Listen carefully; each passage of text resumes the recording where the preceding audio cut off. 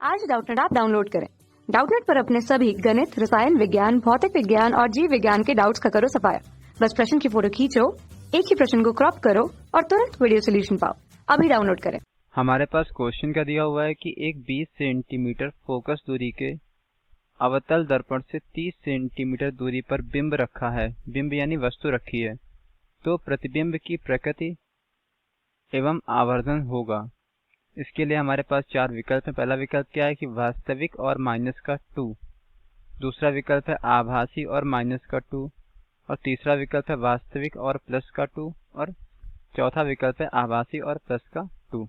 ठीक है, तो पहले इसको हम यहाँ पे हल करेंगे, इसके बाद जो है अपने विकल्प को मैच कराएंगे। तो यहाँ पे देखिए क्या होता है कि जो अवतल दर्पण होता है उसकी आकृति कुछ इस प्रकार से होती है कि ये इस तरीके से क्या होता है, बीच में दबा हुआ और किनारों पे उठा हुआ होता है। ये हमारे पास दर्पण कैसा है, ये दर्पण जो है अवतल दर्पण है। कैसा? अवतल दर्पण। ठीक है, तो यहाँ पे जो है देखिए क्या होता है, इसकी जो वक्रता है वो कुछ इस प्रकार से है। तो दर्पण के मध्य बिंदु को हम ध्रुव कहते हैं। ध्रुव को जो है कैपिटल P से दिखाते हैं क्योंकि इसको इंग्लिश में पोल कहते हैं। ठीक, तो यहाँ पे क्या है कि ये जो दर्पण है किसी कांच के खोखले गोले का कटा हुआ भाग होगा, तो उसका एक केंद्र होगा जिसको हम वक्रता केंद्र कहते हैं। इसको जो है कैपिटल C से दिखाते हैं, और ध्रुव और वक्रता केंद्र का जो मध्य बिंदु है वो फोकस कहलाता है। ठीक है, और सारी दूरियां जो है दर्पण के ध्रुव से नापी जाती हैं। तो दूरियों के जो चिन्ह है वो चिन्ह परिपाटी के अनुसार रखे जाते हैं। उस चिन्ह परिपाटी के अनुसार क्या होता है कि जो दूरी जो है आपतित प्रकाश की दिशा में नापी जाएंगी, मतलब जो है दर्पण के दाईं तरफ नापी जाएंगी, उसको हम धनात्मक लेंगे। ठीक है, उसको हम धनात्मक लेंगे। और आपतित प्रकाश की विपरीत दिशा में जितनी भी दूरियां नापी जाएंगी उसको हम कैसा लेंगे, ऋणात्मक लेंगे, नेगेटिव लेंगे। इसी प्रकार से क्या होता है कि ऊपर की दूरियां, ठीक है, मुख्य अक्ष, ये हमारे पास मुख्य अक्ष होती है, और मुख्य अक्ष के ऊपर की जितनी भी दूरियां हम नापेंगे, ठीक है, उसको हम कैसा लेंगे, उसको हम धनात्मक लेंगे। और मुख्य अक्ष के नीचे की तरफ की दूरियां हम कैसी लेंगे, ऋणात्मक लेंगे। ठीक है, तो हमसे इस क्वेश्चन में कहा गया है क्या कि 20 सेंटीमीटर इसकी फोकस दूरी है। तो फोकस दूरी को नापने के लिए हम देख पा रहे हैं क्या कि दर्पण के बाईं तरफ चलना पड़ रहा है। ठीक, तो ध्रुव से लेके फोकस तक की दूरी क्या कहलाएगी, फोकस दूरी। इसको स्मॉल f से दिखाते हैं। तो स्मॉल f का मान कितना हो जाएगा, देखिए स्मॉल f का मान यहाँ पे कितना हो जाएगा, -20 सेंटीमीटर। और वस्तु कहाँ पे रखी है, वस्तु रखी है अवतल दर्पण से 30 सेंटीमीटर दूरी पे। ठीक है, तो यहाँ पे कहीं हमने मान लिया वस्तु रखी है। ठीक है,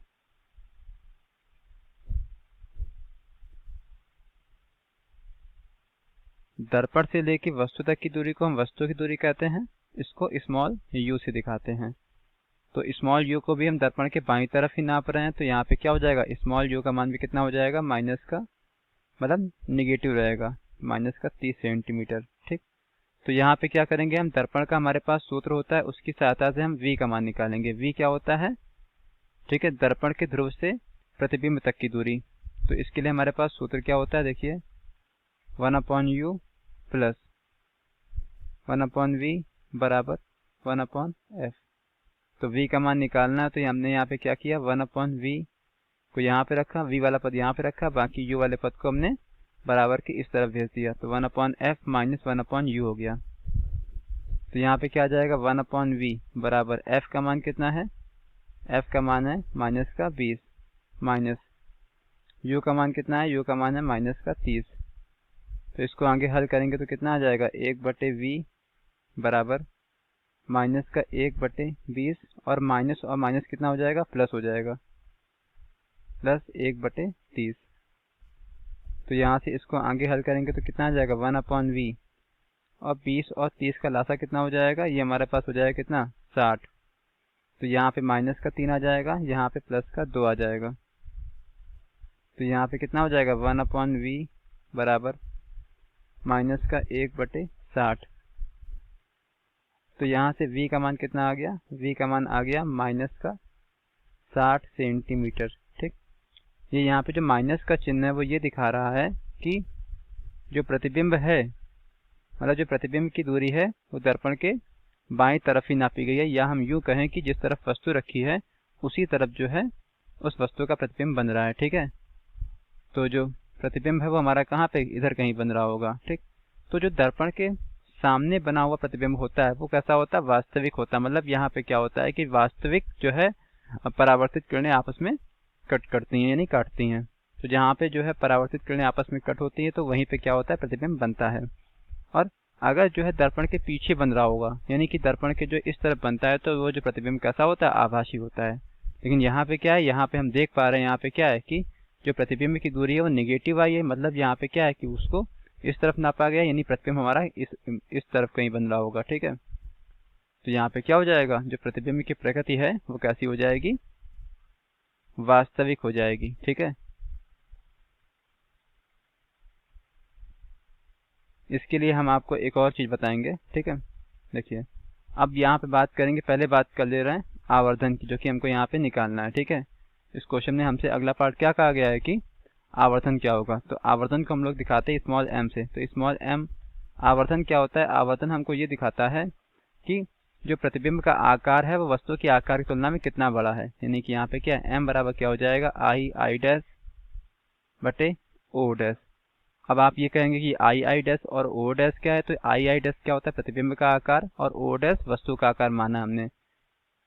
तो यहाँ पे क्या होता है कि दर्पण के लिए ये जो सूत्र होता है ये जो है यहाँ पे जो है किसके बराबर होता है, माइनस का v बटे u के बराबर।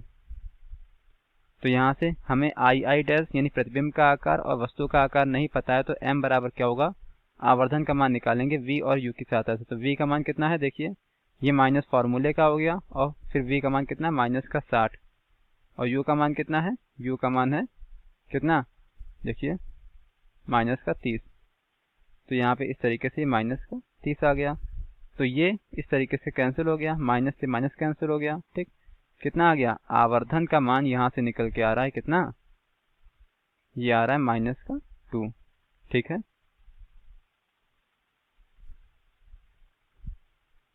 तो देखिए यहाँ पे क्या है कि हम आपको एक और जानकारी दे रहे हैं यहाँ पे। ठीक, कि अगर आवर्धन का मान कैसा आता है, धनात्मक आता है, तो इसका मतलब यहाँ पे क्या होता है कि जो प्रतिबिंब है वो आभासी है, याद रखिए हमेशा। ठीक है, आभासी है। ठीक, अगर आप चित्र नहीं बना रहे हैं, आप ऐसे ही देखना चाह रहे हैं, तो हम आपको वो बता रहे हैं। और अगर m का मान कैसा आता है, निगेटिव आता है, इसका मतलब यहाँ पे क्या है कि जो प्रतिबिंब है वो कैसा है, वास्तविक है। ठीक है, तो ये आपके लिए ज़्यादा आसान है। तो यहाँ पे m का मान कैसा आ रहा है, m का मान निगेटिव आ रहा है, यानी यहाँ पे क्या है, इसीलिए हमने पहले ही बता दिया था कि जो प्रतिबिंब की प्रकृति वो कैसी है, वास्तविक है। ठीक है, अब आते हैं अपने विकल्प पे। तो हमारा जो विकल्प है वो जो है कौन सा सही होगा, वास्तविक और माइनस का 2, मतलब आवर्धन माइनस का 2 है और प्रकृति कैसी है, वास्तविक है। ठीक है, तो हमारे इस क्वेश्चन में हमसे यही पूछा गया था। Thank you. कक्षा 6 से 12वीं से लेकर नीट, IIT, JEE वो एडवांस के लेवल तक 1 करोड़ से ज्यादा छात्रों का भरोसा। आज ही डाउनलोड करें डाउटनेट ऐप या व्हाट्सएप करें अपने सारे डाउट्स 8400 400 400 पर।